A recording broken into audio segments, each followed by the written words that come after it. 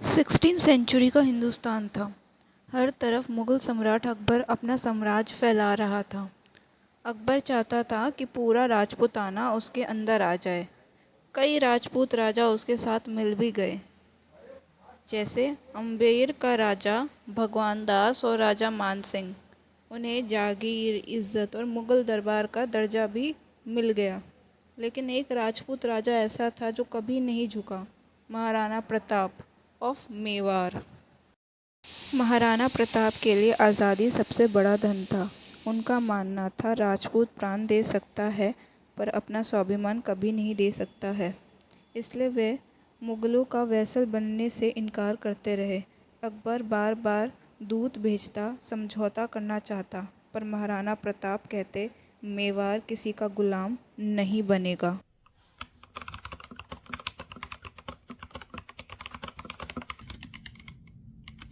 राजपूत रणभूमि में लड़ते लड़ते मर जाएगा, लेकिन अपने घुटने कभी नहीं टेकेगा।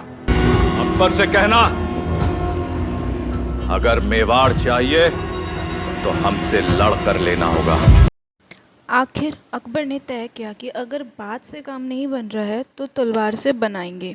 उसने अपने सबसे विश्वासपात्र राजा मान सिंह को एक बड़ी सेना के साथ भेजा। कहते हैं उस सेना में लगभग 80,000 सिपाही थे, हाथी, घोड़े, तोप और बंदूक के साथ।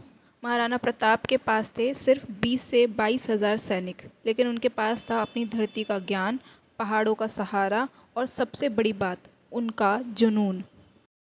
18 जून 1576 जंग का डंका बज गया। जंग का मैदान था हल्दी घाटी, जहाँ की मिट्टी हल्दी जैसी पीली थी। एक तरफ मुग़ल सेना का शोर, दूसरी तरफ राजपूत शंखों की गरज। महाराणा प्रताप अपने नीले घोड़े चेतक पे सवार थे। तलवारों की टकराहट से धरती गूंज उठी। महाराणा प्रताप ने सीधा राजा मानसिंह के हाथी पर हमला कर दिया। चेतक ने एक ऊंची छलांग लगाई और हाथी के ऊपर तक पहुंच गया, लेकिन मुग़ल सेना बहुत बड़ी थी। धीरे धीरे राजपूत सेना को पीछे हटना पड़ा। इस जंग में महाराणा घायल हुए और चेतक भी, लेकिन अपनी आखिरी सांस तक चेतक ने महाराणा को सुरक्षित जंग के मैदान से बाहर निकाला और फिर धरती पर गिरकर अपने राणा जी के सामने ही प्राण त्याग दिए। महाराणा की आंखों से आंसू निकल गए।